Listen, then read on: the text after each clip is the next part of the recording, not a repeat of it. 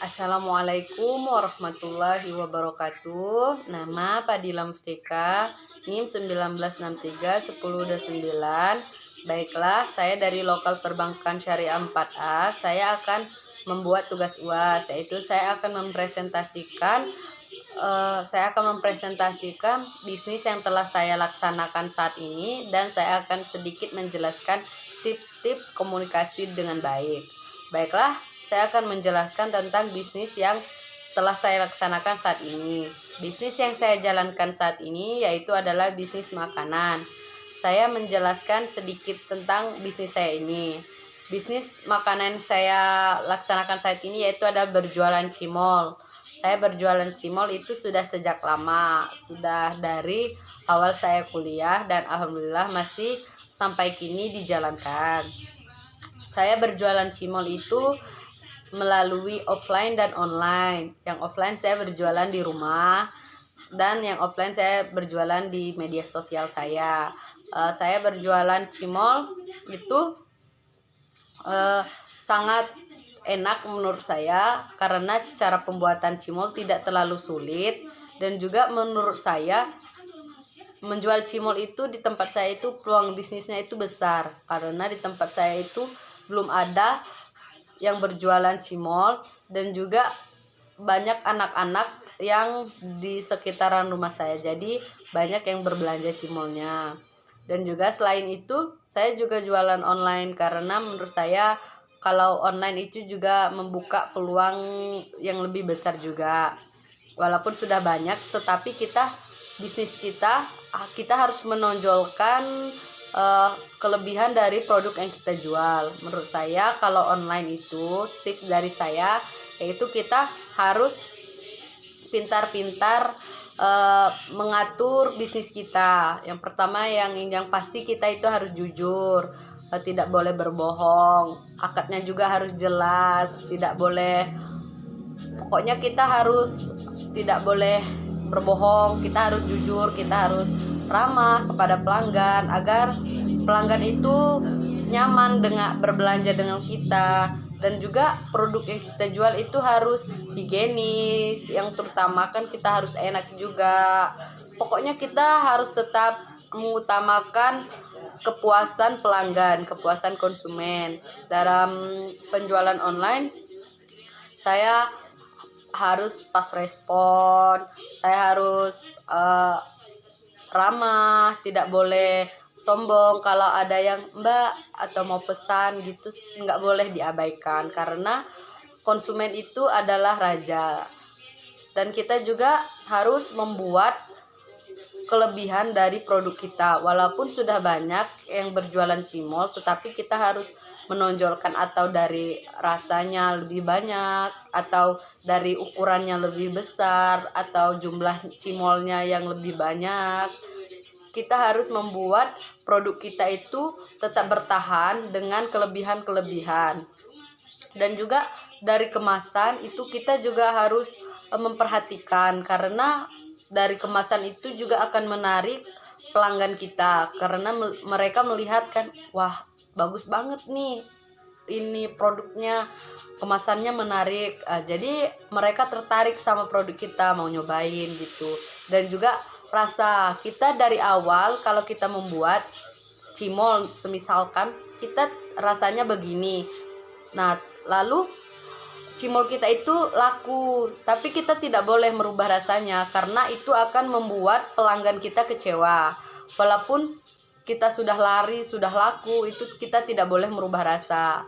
Dan kita harus dari awal konsisten. Rasa kita dari awal seperti itu akan tetap seperti itu selamanya.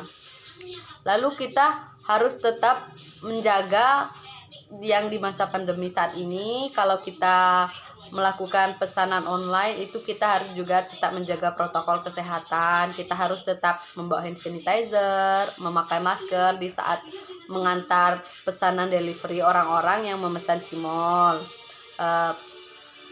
Baiklah, itu menurut pengalaman saya, sedikit tetapi semoga bermanfaat bagi teman-teman. Baiklah, saya akan sedikit menjelaskan tips-tips berkomunikasi dengan baik. Menurut saya itu ada bermacam-macam. Yang pertama, jika kita mau melakukan komunikasi itu kita harus bertatap muka secara langsung, karena bertatap muka secara langsung itu akan lebih jelas apa yang ingin kita jelaskan kepada lawan bicara kita. Yaitu yang kedua, kita harus memberikan informasi yang jelas. Kita mau menyampaikan apa kepada lawan bicara kita itu harus jelas.